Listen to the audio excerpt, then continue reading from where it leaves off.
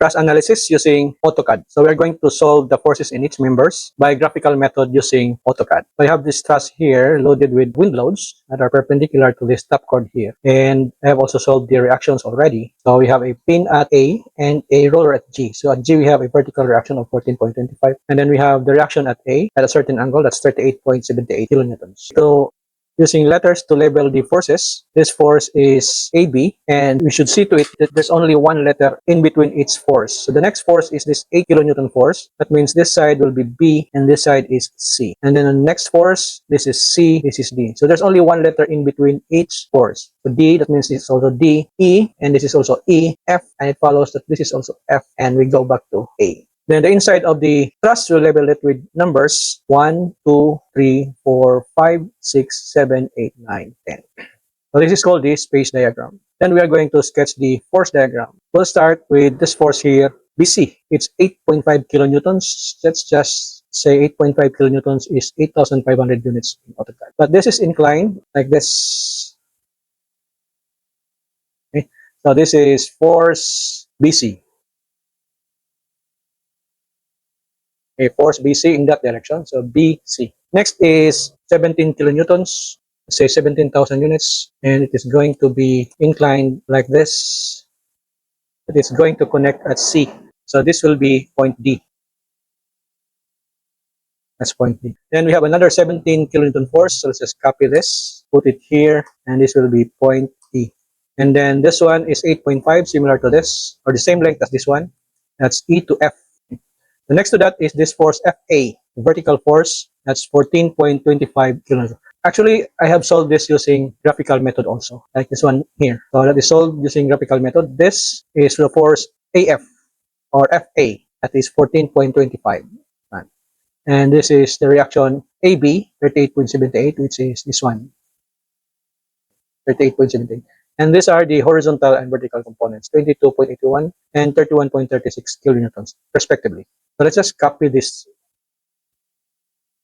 lines that represents our reaction and paste it here. Okay. So this is our force diagram. Again, this is called the space diagram. And this one is called the force diagram. Okay, so we have points A, B, C, D, E, F. So we have points A, B, C, D, E, F. Now we are going to locate points 1, 2, 3 up to 10. Okay, let's start with this member. Member AH. The force representing this member will be force C1. So we have point C, we don't have point 1. So that means the force that is parallel to this upward is going to pass through point C here. So this is the force in this direction. But we don't know where 1 is yet. But considering this member AB, that will be force 1A or A1. And that force is a horizontal force that will pass through point A. So I will copy this horizontal bottom chord, and it is going to pass through point A. Where's point A? Here. So that means the intersection of these two lines will be point 1. So this force is C1, that's C1. This force is 1A, that's 1A.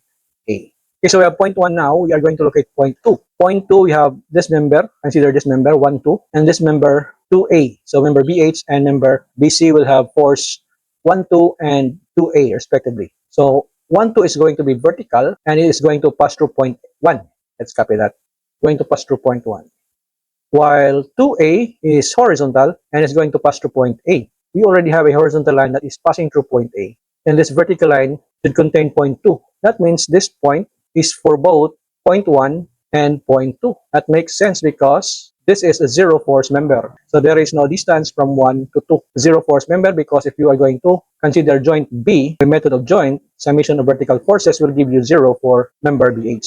Next, let's locate point 3. For this top chord here, member HI, the force is going to be D3. And it is going to pass through point D and parallel to this top chord, which is D, D, D, D. This one here is D. So 3 is somewhere here, because this is D3. Considering this member, HC, the force is going to be represented by 3, 2 or 2, 3. And it's going to be parallel to this line and will pass through both 2 and 3. We do not have 3, but we have 2. So let's copy that and put this in point 2.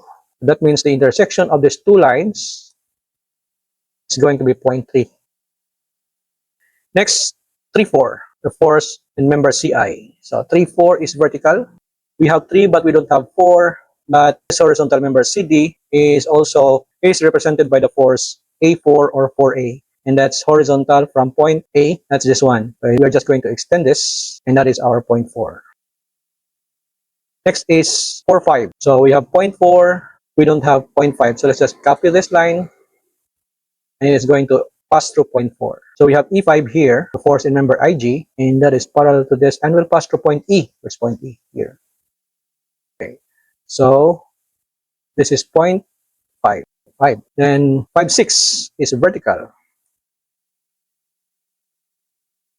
Then this is F6 here, F6, and it's going to be parallel to this top chord, and this line is going to pass through point F. Where is point F? Here. So they are going to intersect here. This will be point 6. That's our point 6. Then 6, 7, and 7A. So 6, 7, copy this over here. About 7A. 7A. That's going to be somewhere here. That means this point is for both 6 and 7. 6, 7. So I don't need this line. So that means this member is a zero force member. Then 7, 8. Again, it's going to pass through point A. This horizontal line is going to pass through. So this is the line. About 8. We don't know where 8 is, and it's going to be vertical from here. And then this member here is F8.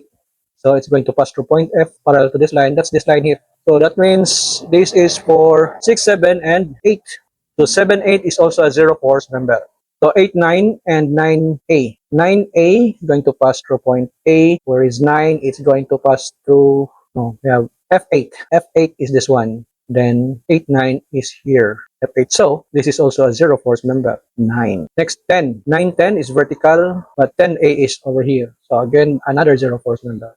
Okay. 6, 7, 7, 8, 8, 9, and 9, 10 are all zero force members. Let's check. Let's consider joint F. Okay, joint F. So summation of vertical forces, since there is no other vertical force here, means 9, 10, or the force in FL is 0. This is 0. And at joint L, I'm going to rotate the axis so that one axis will be along the top chord. The axis perpendicular to that is over here, and this is 0. So if we are going to sum up forces along this perpendicular axis here, there's only 8, 9, and 9, 10. And 9, 10 is 0, so that means this is also 0. So this is 0. We'll go to joint E. The sum of forces is vertical. If this is 0, and there is no other force, that means this is also 0. Going to joint K, we rotate the axis so that one axis will be along the top chord, and sum of forces along this perpendicular axis here, that will only involve this and this. Since this is 0, this will also be 0. So correct. So that's 6, 7, 7, 8, 8, 9, and 19 are 0. So these are the forces in its member.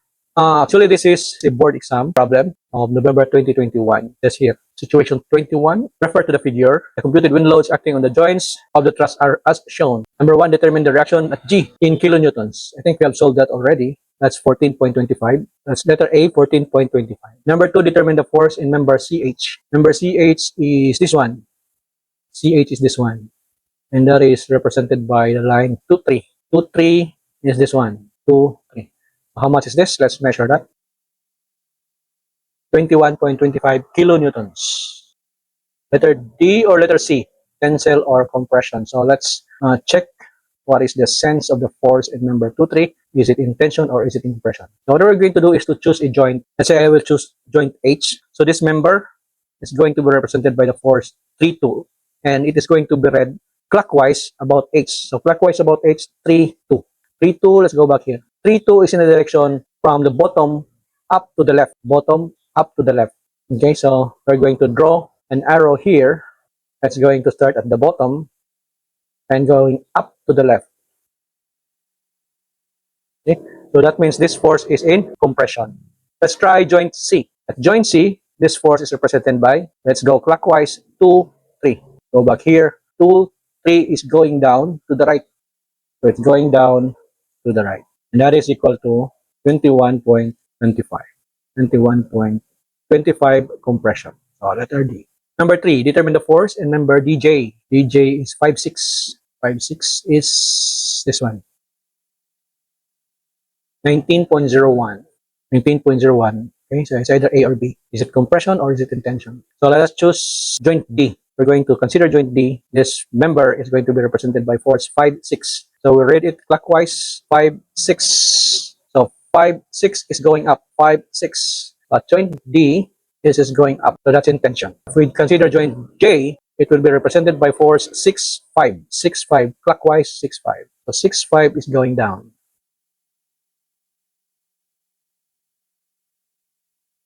So 19.01 tension. 19.01 tension. That's letter B. So the rest, you can just measure lines. For example, 1, 2 is 0. 1A, about 1A. 1A is this one.